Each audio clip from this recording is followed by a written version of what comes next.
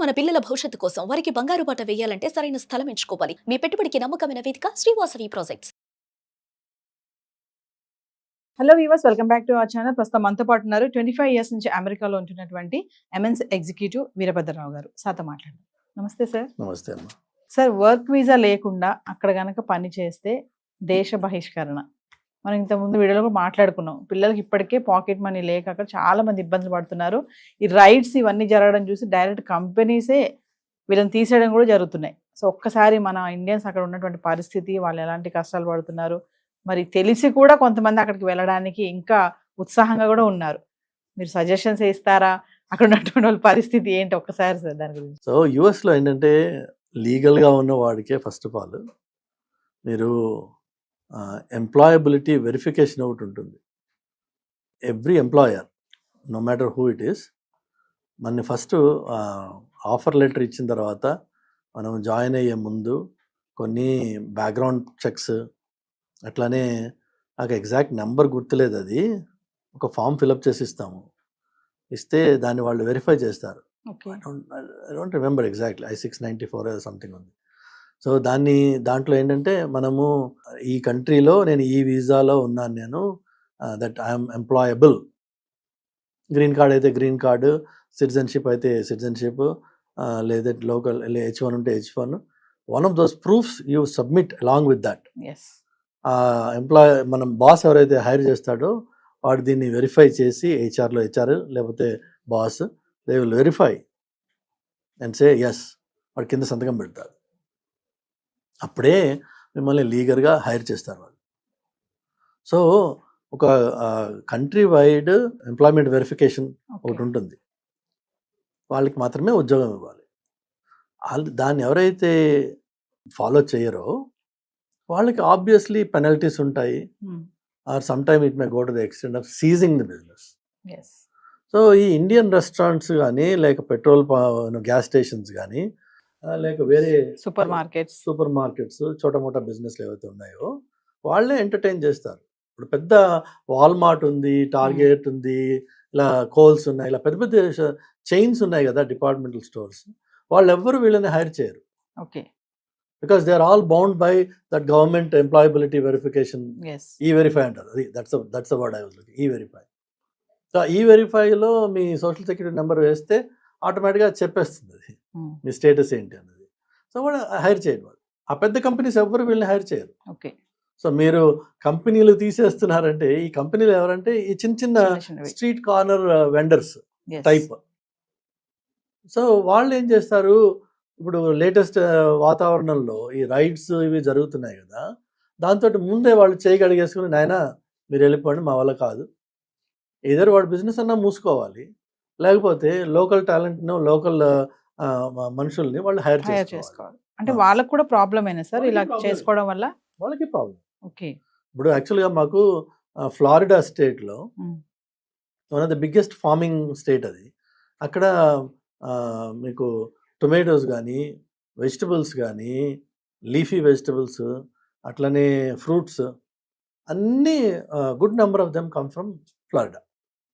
అవి మాన్యువల్గా మనుషులు వంగి వాటిని చేతితోటి పికప్ చేయాలి. It's a very tedious, very painful job.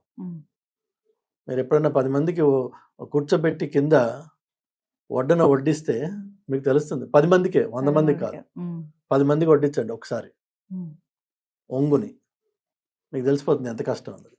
వాళ్ళు 10 గంటల పాటు రోజుకి ఇలా వంగి ఫ్రూట్స్ పికప్ చేయడం కానీ, క్యాబేజ్ పికప్ చేయడం కానీ, లెటస్ పికప్ చేయడం కానీ చేస్తారు. ఈ రోజున ఈ రైడ్స్ వల్ల వాళ్ళు చాలా మంది హైడింగ్లోకి వెళ్ళిపోయారు, కొంతమందిని పట్టుకుని తీసుకెళ్ళిపోయారు. దానివల్ల ఆ ఫార్మర్స్కి హెవీ లాసెస్ వస్తున్నాయి. So the policy it self is hurting the local employers. So దానివల్ల లాభం పొందినవాడు ఎవ్వరు లేడు ఇప్పటి వరకు. అన్ఫార్చునేట్గా ఏంటంటే వాతావరణం అలా తయారైపోయింది ఇప్పుడు, దట్ వీళ్ళందరూ ఇల్లీగల్ ఇమిగ్రెంట్స్, వీళ్ళని తీసేయాలి. వాళ్ళని తీసేస్తే జరిగే ఇంపాక్ట్ ఏదైతే ఉందో అది యాక్చువల్గా it's a sizeable one, and it's going to penalise local businesses. వాడికి పెనలైజ్ అయినప్పుడు ఏమవుతుంది, సప్లై చైన్ ఎఫెక్ట్ అవుతుంది. ఎస్. అందుకనే ఈ రోజున అమెరికాలో ఎగ్స్ దొరకట్లేదు. ఒకవేళ దొరికితే జస్ట్ 2 నెలల క్రితం ఉన్న ప్రైస్కి ఈ రోజున 5 times ఎక్కువ ఉంది. ఓకే. ఫస్ట్ ఆఫ్ ఆల్ అది దొరకట్లేదు, Hmm. Eggs are not available. Eggs కోసం కొట్టుకు వస్తున్నారు షాప్స్లో. ఒకవేళ వస్తే అది 5 రెట్లు ఎక్కువ ఉంది ప్రైస్. దేనివల్ల? ఈ మనుషులు లేకపోవడం వల్ల వర్క్ చేయడానికి లేరు. ఎందుకంటే ఆ పౌల్ట్రీస్ కానీ, ఆ Yes. మీట్ షాప్స్ కానీ అని పెద్ద పెద్ద ఉంటాయి. పౌల్ట్రీ అంటే చిన్న చిన్నగా ఉంటుంది, సమ్ థౌజండ్స్ ఆఫ్ ఏకర్స్లో ఉంటాడు వాడు, మీట్స్ అంతే. సో అందులో ఎవ్రీబడి నోస్, జగం మెరిగిన సత్యం అది. ఇల్లీగల్ ఇమిగ్రెంట్స్ అందులో వర్క్ చేస్తారు. అందులో పడే కష్టం లోకల్ వాడు పడలేడు. అయినా వాళ్ళని తీసేస్తామని, వాళ్ళు రైట్ చేస్తామని వాళ్ళు తీసేస్తుంటే హర్ట్ అయ్యేది ఎవరంటే local economy, local farmers. Work చేయడానికి మనుషులు లేరు అక్కడ, సప్లై చేయడానికి లేరు. కానీ ఈ లోకల్ ఫార్మర్స్ పెనల్టీస్ ఫేస్ చేయలేరు కదా. అందుకని వాళ్ళు కూడా ఆ వాలంటరీగా చెప్తారు, ఎవరి నాయన రేపటి నుంచి రాకంటారా మీరు.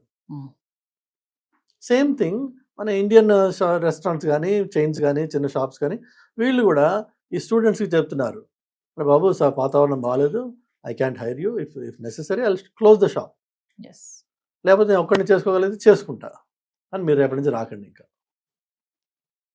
దానివల్ల ఏమవుతుంది మీకు, ఓకే ఎకానమీ, బిజినెస్, ఫార్మర్స్ ఇవి ఎఫెక్ట్ అవుతున్నాయి అంటే అదే ఒక సైడ్, అది maybe we don't care about it. కానీ మీకు స్టూడెంట్స్కి నిన్నటి వరకు ఏదో కొంత ఎక్స్ట్రా డబ్బులు సంపాదించుకుంటున్నా నేను, నాన్న నువ్వు నాకు పంపించక్కర్లేదు అన్న పిల్లాడు all of a sudden now they are calling their parent. Pocket money cut అయిపోయింది. అది పాకెట్ మనీయే కాదు యాక్చువల్గా, మీకు చూస్తే ఫీజులు దాంతోటే కట్టారు, పాకెట్ మనీ, వాళ్ళ ఎక్స్పెన్సెస్. అంటే మళ్ళీ కంటిన్యూస్గా ఇండియా నుంచి పేరెంట్స్ డబ్బులు పంపించాల్సిన అవసరం లేకుండా అక్కడ మేనేజ్ చేసుకునే వాళ్ళు అని ఆ సిచ్యువేషన్ మారిపోయింది. కాబట్టి ఇప్పుడు ఏంటంటే మీ పిల్లలకి మీరు డబ్బులు పంపించడానికి రెడీ అవ్వండి ఒకటి, లేకపోతే వాడు అక్కడ అర్ధాకలతో ఉండాల్సి వస్తుంది, లేక తప్పుడు పనులు చేయాల్సి వస్తుంది బతకడం కోసం. సో దానివల్ల వారికి జరిగేది ఏంటంటే వాడు స్టూడెంట్గాను ఉండలేడు, ఇటు బయటికి వెళ్ళి పని చేయలేడు, ఈ మెంటల్ స్ట్రెస్ పెరిగిపోతుంది. సో ఇక్కడ ఒక విషయం చెప్పండి, ఇప్పుడు మీరు అన్నారు కదా ఒక మాట, సడన్గా అది ఆగిపోయింది, వాళ్ళు తీసేస్తున్నారు, పార్ట్ టైం జాబ్ చేయడానికి లేదు, పాకెట్ మనీ కట్ అయింది. ఇక్కడ పేరెంట్స్ రెడీగా లేరు పంపడానికి కూడా. మనం అనుకుందాం మిడిల్ క్లాస్ వాళ్ళు ఉంటారు, అప్పర్ మిడిల్ ఉంటారు, వాళ్ళు పంపే పరిస్థితి లేదు. మరి అప్పుడు అక్కడ వాడి పరిస్థితి ఏంటి? అక్కడ ఉన్న అబ్బాయి నెక్స్ట్ ఏం చేయాలి? మీరు ఇందాక ఒక మాట అన్నారు, తప్పుడు మార్గంలో వెళ్తారు అని చెప్పేసి, అలా కూడా వెళ్ళే ఉంటాయంటారా? ఛాన్సెస్ ఉంటాయా? తప్పుడు పనులు చేస్తున్నారు, ఇప్పటికే చేస్తున్నారు, ఎప్పుడో కాదు. ఎందుకంటే మనకి మన బ్లడ్లోనే కొంత కరప్షన్ ఉంది. సో ఈ corrupt practices, corrupt influences, short cuts చేస్తున్నారు. మీరు యూట్యూబ్లో వీడియోస్ చూసినట్టయితే రీసెంట్గా నేను చూసాను, డాలస్ ఏరియాలో మన ఇండియన్ తెలుగు పిల్లలు posing as some sort of inspectors targeting Indian stores, and వాళ్ళకి వెళ్ళి అక్కడ ఎక్స్పైర్ అయిపోయిన ఐటమ్స్ ఏమన్నా షెల్ఫ్లో ఉన్నట్టయితే తీసి వాడిని భయపెట్టి, నువ్వు అది నాకేమైనా డబ్బులు ఇవ్వకపోతే నేను కేసు పెడతాను నీ మీద, as though this fellow is a government employee, వీడు కాదు వాడు కాదు. అలా చేసిన ఇండియన్స్ రీసెంట్గా పట్టుకున్నారు అక్కడ.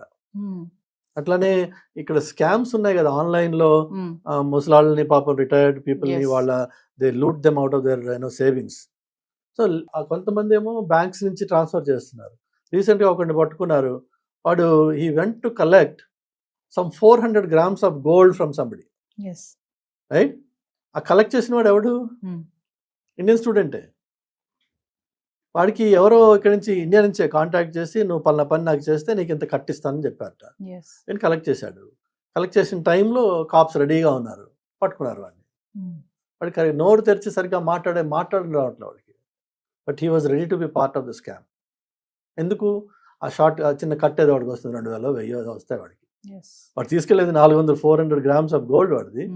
All he might get is probably $5,000. But he was willing to do it. ఎందుకంటే డెస్పరేషన్ అయి ఉండొచ్చు, అంటే వాడి ఒరిజినల్గానే క్రిమినల్ అయి ఉండొచ్చు. బట్ నెవర్ ద లెస్ ఈ ఆర్థిక పరిస్థితి వల్ల చేతకాని తనంతో ఇలా కొత్త కొత్త షార్ట్ కట్స్ వెతుక్కునే అవకాశాలు ఉన్నాయి, ఆల్రెడీ చేస్తున్నారు ఆ పనులు. సో తల్లిదండ్రులు దయచేసి వాళ్ళ పిల్లలతో మాట్లాడుకుని వాళ్ళ రియల్ పొజిషన్ ఏంటి అక్కడ అసెస్ చేసి, మీరు అన్నట్టుగా నెక్స్ట్ ఏంటి, మీరు be very honest with yourself. Yes. నువ్వు డబ్బు ఇక్కడ పుట్టించి వాడికి పంపించగలవా? ఇంకో సంవత్సరమా, 2 సంవత్సరాల, 3 సంవత్సరాలు?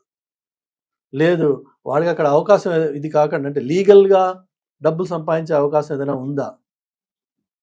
ఈ రెండు లేని పరిస్థితిలో your only other alternative is to come back. Okay. Maybe పరిస్థితులు చక్కబడ్డాక మళ్ళీ వెళ్దు కానీ, ఎందుకంటే ఈ 2 ఏళ్ళు నువ్వు 1 ఇయర్ ఏదైనా చదివి ఉన్నట్టయితే అక్కడ ఆ 1 ఇయర్ వేస్ట్ అయిపోదు. Those credits can be extended and reused. మిగిలిన క్రెడిట్ తర్వాత చేసుకో, డబ్బులు ఇక్కడ సొమ్ము చేసుకున్నాక. అంటే కంబ్యాక్ ఇండియా రాకుండా సార్ అక్కడి నుంచి వేరే చోటుకి వెళ్ళడే అవకాశాలు ఉంటాయా? వేరే చోటు వెళ్ళి ఏం చేస్తారు? అంటే ఇప్పుడు ఇక్కడ ఇంత స్ట్రిక్ట్ గా ఉంది కదా, మరి అక్కడికి వెళ్ళి వేరే చోటుకి వెళ్ళి చేసుకోవడానికి, జాబ్ చేసుకోవడానికి, పార్ట్ టైం చేసుకోవడానికి ఉండవా ఛాన్సెస్ లేవంటారా? విత్ ఇన్ అమెరికాలో లేవు, ఇన్సైడ్ అమెరికాలో లేవు. Okay. Same thing is continuing in Canada. Okay. Canada situation అసలే బాగాలేదు. సో అక్కడికి వెళ్ళి మీరు చేయగలిగింది ఏం లేదు. నెక్స్ట్ ఏంటి మీకు మిగిలింది? యూకే అంటారు. UK is equally in bad situation. మీకు ఇప్పుడే చెప్పాను, వాళ్ళు ఆల్రెడీ ఇండియన్ రెస్టారెంట్స్ రైడ్ చేస్తున్నారు, చైనీస్ రెస్టారెంట్ రైడ్ చేస్తున్నారు. So they are deporting. And then you go to European countries. అక్కడ మనకు వచ్చేసి language problem. Plus fundamental thing ఏంటంటే మీరు ఈ కంట్రీ మారితే వచ్చిన లాభం ఏంటి? కొంతమంది అనుకుంటారు కదా, అమ్మో నేను మళ్ళీ ఇండియా వెళ్ళాలా, ఈగో ఉంటాయి కొంతమందికి. ఈగో ఉంటాయి, బట్ ఈగో ఎప్పుడంటే నువ్వు రియాలిటీ నుంచి దూరం అయిపోయినప్పుడు నీకు మీ దగ్గర మిగిలే వస్తువు ఏంటంటే ఈగో. రియాలిటీని నిన్ను నువ్వుగా అర్థం చేసుకుని, నీ సిచ్యువేషన్ నువ్వు అర్థం చేసుకుని దాన్ని యాక్సెప్ట్ చేస్తే అహంకారము, అహం అన్నది చచ్చిపోతుంది. నా దగ్గర 10 రూపాయలు ఉన్నాయమ్మా, 100 రూపాయలు తిండిని తింటానని ఎట్లా ప్లాన్ చేస్తాను? ఈ 10లోనే ఈ పూట నేను గడుపుకోవాలి. 100 తినాలని కోరిక ఉంది నాకు, ముందు 100 సంపాదించి 100 తిను, ఎవరు కాదనట్లా. కానీ 10 ఉన్న చోట 100 గురించి మాట్లాడావనుకో, అది అహంకారం, అది ఈగో అవుతుంది. అది కంప్లీట్లీ డివాయిడ్ ఫ్రమ్ రియాలిటీ. నువ్వు ఉన్న పరిస్థితి ఈ రోజున ఇక్కడ ఉన్నావు. సో బౌ డౌన్. పెద్ద అల వచ్చినప్పుడు తల వచ్చినంత మాత్రాన నువ్వు పడిపోయినట్టు కాదు. ఆ అల పోని, ఆ కష్టం పోని, మళ్ళీ again take your position back. ఈ రోజున తల్లిదండ్రులకి ఫైనాన్స్ చేసే కేపబిలిటీ లేకపోతే, పిల్లలకి ఆల్టర్నేట్ ఇన్కమ్ అక్కడ జనరేట్ చేసే అవకాశం లేకపోతే, నా సలహా ఏంటంటే వాళ్ళు వెనక్కి వచ్చేసి ఒక లాజికల్ బ్రేక్లో అక్కడ వెనక్కి వచ్చేసి ఇక్కడ ఏదన్నా మీరు సొంత వ్యాపారం చేసుకోండి. ఏదో అక్కర్లేదు, పానీపూరి బండి పెట్టుకుని లక్షలు సంపాదిస్తున్నారు. వాడు ఎవడో చెన్నైలో పానీపూరి బండి పెడితే 43 లక్షల ఇన్కమ్ అట. ఎందుకంటే మీకు వాళ్ళ రేపు అన్ని స్కాన్ ఉంది కదా, ఆ స్కాన్ ఒకటే ఫోన్ నెంబర్కి అన్నీ వెళ్తున్నాయి. హాయిగా ఫైనాన్స్ మినిస్ట్రీకి దొరికింది. 40 lakhs 1 yearలో ఇన్కమ్ వచ్చింది. వాడికి ట్యాక్స్ వచ్చింది. ఐ థింక్ 40 lakhs వాడి ట్యాక్స్ బిల్ అనుకుంటా, సంథింగ్ లైక్ దాట్. అంత సంపాదన ఇక్కడుంది, అక్కడ పోయి ఏం చేస్తావు? కానీ మనం ఏంటంటే అహంకారం, నేనెవరో తెలుసా. ఏంటి నేనెవరో తెలుసా? నీ వాస్తవాన్ని నువ్వు ఒకసారి యాక్సెప్ట్ చేస్తే, నేనా పానీపూరి నేను ఆ పానీపూరి, ఏంటి నువ్వు ఏం చేసావు అని చెప్పి. లేదంటే తల్లిదండ్రులు అంటారు మా పిల్లలు అలాంటి పనులు చేయరండి. పనులు చేయకు, వేరే ఇంకోటి చూడు, ఆల్టర్నేటివ్ 1,00,000 పద్ధతులు ఉన్నాయి. పానీపూరి బండి అనే కాదు, 1,00,000 పద్ధతులు ఉన్నాయి. బట్ నీకేంటంటే ముందు ఈ అహంకారం ఒకటి, ఒక ఫాల్స్ ఈగో, ప్లస్ మనకేంటంటే ఈ దూరపు చూపులు ఉన్నాయి కదా, అరే వాడు పోయాడు వీడు పోయాడు నేను కూడా పోవాలి. లేదంటే తల్లిదండ్రుల ప్రెషర్, అలా వాళ్ళ పిల్లలందరూ వెళ్ళారు, మా వాడు మాత్రం ఇక్కడే ఉన్నాడు. ఇంకా ఇలా కాకుండా మీరు ఫ్యాక్ట్స్ ఆఫ్ ద గ్రౌండ్, మీ సొంత కెపాసిటీ కేపబిలిటీని అసెస్ చేసుకుని దయచేసి ఆ పిల్లల్ని నరక కూపంలో వదిలిపెట్టద్దు. వాడు చెప్పుకోలేక ఏడుస్తుండొచ్చు ఒక్కో సిచ్యువేషన్లో. వాళ్ళకి హెల్ప్ కావాలి, ఇప్పుడు పర్టికులర్లీ ఈ టైంలో వాళ్ళకి హెల్ప్ కావాలి. పేరెంట్స్ వాళ్ళ వెనుక సపోర్ట్ చేసి నిలబడాలి. లేకపోతే మనం పేరెంటింగ్ ఏంటి? పోతే పోయింది, నా కొడుకు బాగున్నాడు, నా కూతురు బాగుంది, ఫస్ట్ తీసుకొచ్చాయి. వాళ్ళు 1 year అక్కడ చదువుకున్నారా, ఇంకొకటి 1 or 2 years ఇక్కడ బ్రేక్ తీసుకుని మళ్ళీ వెళ్ళి మిగిలిన 1 year కంప్లీట్ చేయి. అందులో అది ఏం తప్పేం లేదు. You can always take a sabbatical. And most American students, మీకు తెలుసో తెలీదో, హై స్కూల్ అయిపోయాక 12 years చదువుకున్నాక they take a break for a year or 2. Then వాడు అండర్ గ్రాడ్యుయేట్కి వెళ్తాడు. వాడు కానీ మన వాళ్ళంత ప్రాక్టికల్గా ఆలోచించారు కదా, అమ్మో 1 year వేస్ట్ అయిపోయింది, అసలు లైఫ్ పోయింది ఇక్కడతో, నువ్వు ఎందుకు 1 year వేస్ట్ చేసావు అని అంటారు. మనకేంటంటే అంతా మోస, మనదంతా ఫ్యాక్టరీ చైన్ లాగా పుట్టగానే మూడేళ్ళు రాగానే వాడు కిండర్ గార్డెన్లోనో ప్రీ వేయాలి. కేజీలోనో పడేయాలి. వాడు అందులో నుంచి కొట్టుకుంటూ వస్తాడు. వాడికి ఏమీ తెలియదు, ఏ ప్రపంచం తెలియదు వాడికి. చివరికి డిగ్రీ అయిపోతుంది. Degree అప్పటికి కూడా డిగ్రీల తర్వాత కూడా ఏ ప్రపంచం తెలియని తెలియదు. పిల్లలే మన వాళ్ళు. ఎస్ ఉన్నట్టుండి లక్ బాగుంటే ఏదో ఉద్యోగం వస్తుంది. ఉద్యోగం వచ్చిన 6 నెలలకి వీడికి అర్జెంట్గా పెళ్లి చేసేయాలి, ఎందుకంటే మా కొడుకు సెటిల్ అయిపోయాడు. సెటిల్ అయిపోయింది. ఏమీ తెలియని తల్లిదండ్రి ఛత్రఛాయల్లో పెరిగిన పిల్లలు yes all of a sudden they become parents for another kid. అప్పుడు స్టార్ట్ అవుతుంది. ఏం స్టార్ట్ అవుతుంది, వాడికి ఏం తెలుసు ఏం తెలియదు. అదే సార్ అయోమయం అంతా. అందుకనే మనకి జనరేషన్ తర్వాత జనరేషన్ ఎస్ వీక్ అయిపోతున్నాం మనం. ఎస్ ఎందుకంటే ఎలాంటి ప్రాపంచికమైన అనుభవం లేని పిల్లలు ఉన్నట్టుండి తల్లిదండ్రులు అవుతున్నారు. ఎస్ వాళ్ళిద్దరి మధ్యలోనే ముందు అవగాహన కుదరడం లేదు. ఈ కుదిరే లోపే ఒకడు పుట్టేసే. ఎస్ ఇప్పుడు వీడికి ఏం నేర్పుతావు నువ్వు? వాడు ఏడిస్తే ఏం నేర్పుతావు? మా చిన్నప్పుడు అమ్మమ్మలు నాన్నమ్మలు కూర్చోబెట్టి నీతి కథలు చెప్పేవాడు. ఇప్పుడు వీళ్ళకి ఏంటి, ఒక ఫోన్ ఇచ్చేస్తే వాడు ఏదో గేమ్ ఆడుతున్నాడు. వాడు ఎవరి పని వాళ్ళు చేసుకుంటున్నారు. సో ఇలా ఏంటంటే దట్స్ డైవర్షన్. కానీ ఇదేంటి మనకి అంతా ఒక మూసలాగా చేసేసుకునే Yes. లైఫ్ని ఇదే పద్ధతి, ఇదే కరెక్ట్ కాదు. కొన్ని వెస్ట్రన్ వరల్డ్ నుంచి చూసి నేర్చుకోవాలి మనం.